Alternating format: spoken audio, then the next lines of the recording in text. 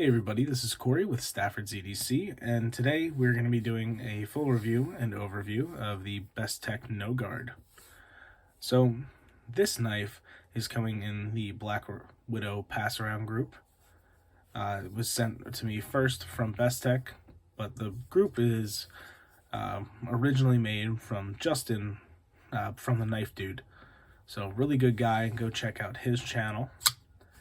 And yeah, so I was the first one to be able to get to check out this, as well as the Bestech Tulip, which if you have not seen already, if it's not already uploaded, will be shortly. But yeah, so before I keep rambling on and on, let's do some size comparisons. So I'm going to leave the Nogard here in the middle, and I'm going to bring in the Benchmade bug out on top, and the 84mm Victorinox Cadet below. Just looking really quickly, you can see it's a pretty big knife, but it's not huge by any stretch of the imagination. It's not overly all that much larger than the bug out. You do have a little more handle length, and you definitely have a little more blade length, but nothing too crazy.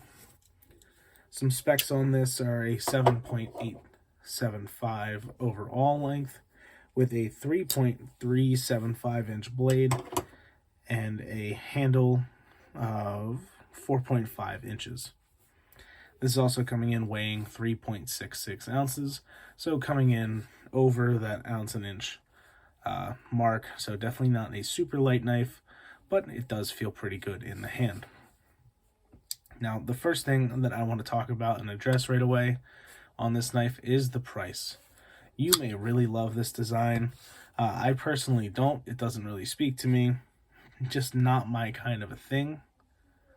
But if you really like it, then, you know, it can be yours. But for the price that they want for this, which for this model, as well as basically every other one that they have available, it's going to cost you $298 on Blade HQ. And now for your $298, this is titanium and micarta and M390, and it is running on bearings, multiple opening methods, but it's just it's kind of a polarizing design, because it's not going to speak to everybody, but despite it not speaking to everybody, it's a pretty good knife. So with price out of the way, let's just talk about performance and how I like this knife in hand. And the ergos on it may look really weird and look really forced, but there is some ergonomic freedom. This fits my hand really well with no hot spots being choked back all the way like this. I don't really get any pressure anywhere. This angle actually feels pretty good in the hand. Don't really notice it, especially when the thumb is up like this. And then you have just enough of a finger choil in here to get in like this, just being mindful of the heel of the blade there. It's definitely much better for the tip of the finger than anywhere else. But overall, really comfortable, and definitely some more freedom than it looks like. To be back, to be up, to choke it back in your hand in more of a hammer grip, or to keep it out in the fingers. It's pretty comfortable either way, with no real complaints. Typical areas on frame locks, like a sharper corner right here, might get you, but nothing too bad, nothing that would cause any concern. Now, this micarta and titanium are done really nicely. This has that black coating on it, which they are calling they're just calling it black titanium. So you have this black tie and the brown micarta, the brown canvas, and it's really nicely done. There's some nice milling on the titanium. There's some good contoured edges, or not contoured, but they're chamfered, I guess is the best way to put it.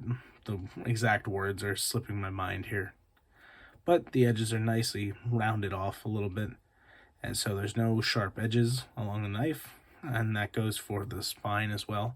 Nothing is too sharp here, nothing's really 90 degrees, so that's kind of nice. It's not a crown spine or anything, but there is a slight stone wash on this blade. You can just see how the edges kind of show up there, so it's just a slight amount of distressing that they do to this blade, and it really knocks those corners down. So a very light stone wash that you don't really see in the blade finish too much, but it is listed there, and you can tell by the way that these flat areas, where the transitions begin, you can see those highlighted areas that the stone wash brings out.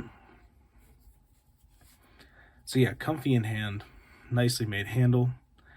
This M390 did very well, cut lots of cardboard, had no need to strop or anything, as you would expect with M390. I didn't put it through miles of cardboard or anything, but it cut well, and this has a surprisingly nice grind on it. For having pretty thick blade stock, which the stock on this blade is, I'm looking here, 0.15 inches. So it is chunky for a folder, that's for sure. But the edge comes down nice and thin. It has a flat grind on it, which is not a full flat. You can see the sweeping plunge line here. But hopefully you can see down and see just how much that thins out. And now that thinned out blade and coming up to being a full flat in this upper third, it is very, very slicey, and it cuts extremely well. You know, I had no complaints with this, and in fact, the handle design made it really good for working with stuff on surfaces. You get a decent amount of blade contact up through this area here, really down to here, and you can keep your hand off of the surface just by holding it kind of in this pinch grip. If you wanted to do some kind of food prep or something and cut on a cutting board, that would be good to go. The last thing I want to talk about is the action on this knife. And with the pass around group, we don't take the knives apart and we don't oil them or anything. So the flipping action and thumb action is great. The closing action is pretty good. It's a little inconsistent sometimes with how drop shutty it is, but the detent's really good and there's not too much lock bar pressure. So disengaging that lock, it drops right to the finger, and then sometimes you can just wiggle it shut a little bit like that. Other times you might have to give it a couple good shakes like that. And I think that would really improve with just a little bit of cleaning or a little bit of oil dropped in down from the pivot area. But that's not something I'm going to be doing because it's not my knife to do it with. Maybe somebody down the line can do that if they want to. Needless to say, the closing action is pretty good. Nothing to complain about. Very minimal effort to get it to shut once it's going, and just really well done overall. The Nogard's certainly not my design language. I prefer things that are really plain and simple. You know, something like this is a loaner here from Backpack B, Brent. This is the Kaiser T1. It's a very vanilla knife. It's very safe. It's a drop point with a flat grind and titanium handles. That's something that I really like. I tend to have a very simple taste in a lot of things, and knives happen to be one of them. But sometimes funky designs like this come along, and you can't help but like the product, because it does everything well, despite looking so strange, to me anyway. And that's something I can appreciate. I can appreciate the functionality of the art here. You know, that's what they call knives, right? Functional art. And cool designs like this that are way out of the box, that's functional art. And this is another example of that. So I'm going to wrap it up there before I keep rambling on about nonsense. Thank you guys so much for watching, and have a great rest of your day. Take care.